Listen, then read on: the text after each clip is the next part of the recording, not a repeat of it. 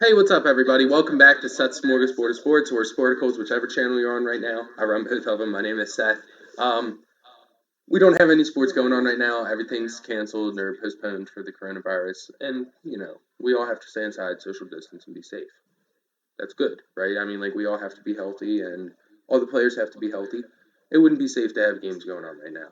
So instead of talking about games or anything like that, we're going to talk about this article that's on MLB.com. Um, it's called "Want My Uni Number? Send My Kid to College." So the best trades in baseball involve uniform numbers. Okay, guys are for whatever reason obsessed with keeping their same number throughout their career, unless it's like retired by an organization, whatever. And like I've even seen sometimes where they get like permission by the guy that's retired by to wear it across all sports. But like if someone on the team already has their number when they get traded there, or sign there in free agency, they will like do crazy things to get their number, like pay crazy amounts of money and different types of things. So like, send my kid to college. That's just a good example of it. Like I don't know who did that, but it'll probably be in this article. So this should be pretty interesting.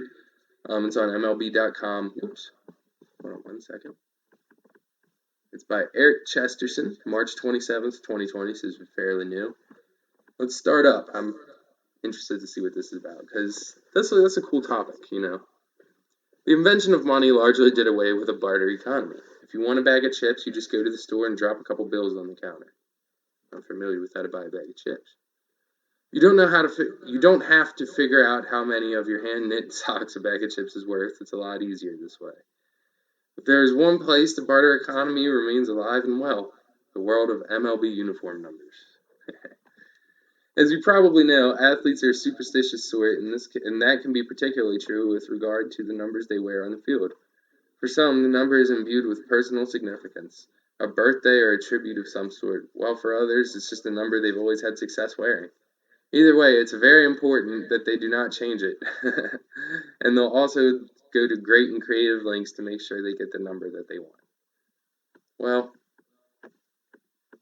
I don't know. I wore a lot of different numbers throughout like high school and like little league and stuff. I never had one that I was like, it's like attached to. But I can see how it is for some guys. They wear the same number their whole career.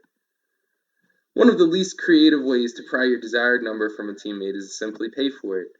After he was traded to the Blue Jays in 1993, Ricky Henderson paid Turner Ward $25,000 to get his number 24 jersey. That's obviously a hefty price to pay for a jersey number, especially considering Henderson's Blue Jays career lasted all of 3 months, but it's not exactly a novel approach to a transaction. Yeah, there's definitely more interesting ways than to just pay for it. The page just keeps jumping down on me. 4 years prior, Henderson secured his number 24 in a cheaper and more personal transaction. After the Yankees traded him to Oakland in the middle of the 1989 season, Henderson had to negotiate with catcher Ron Hasey for his number. Hasey, whatever. All Henderson had to do was sub in for Hasey in an autograph session. So, I guess that guy didn't like to sign autographs.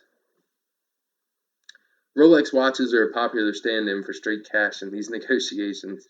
When Roger Clemens signed with the Blue Jays in 1997, he gave first baseman Carlos Delgado a Rolex plus 15 grand for his number 21. In 2010, Jim Thome gave Alexi Casilla a Rolex minus the additional 15 grand for number 25 after joining the Twins. The very next year, Adrian Beltre gave a watch to Julio Bourbon for number 29 when he joined the Rangers.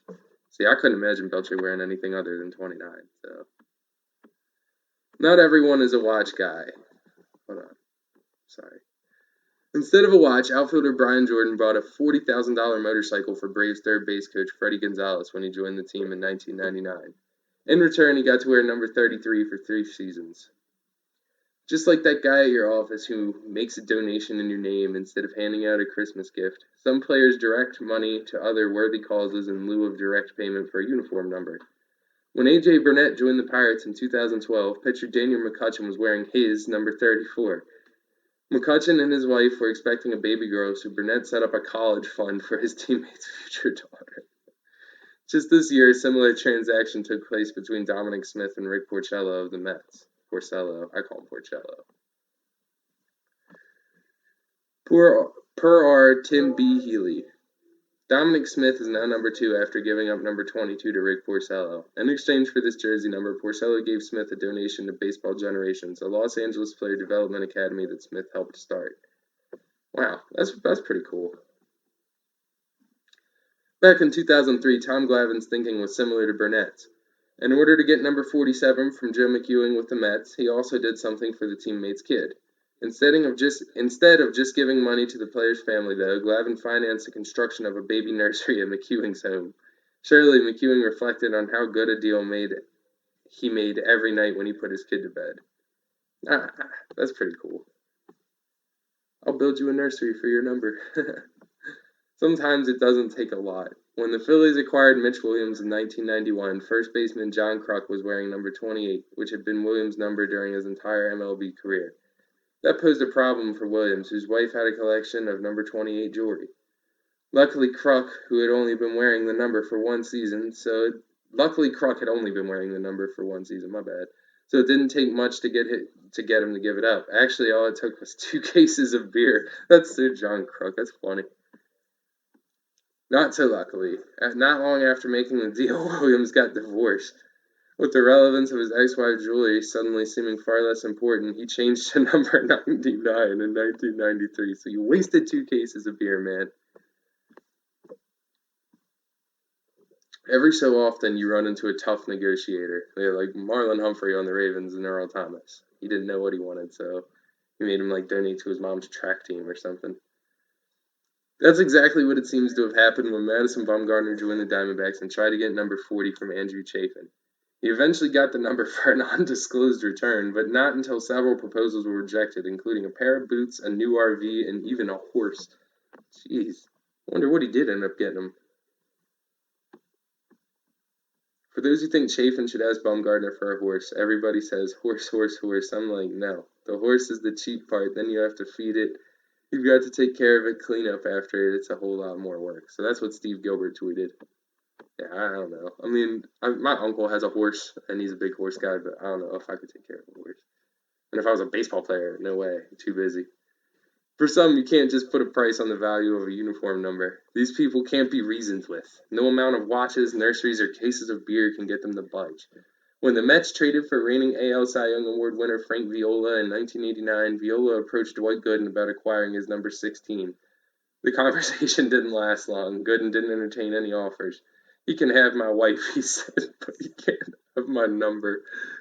Oh my gosh. So the athletes are very superstitious people.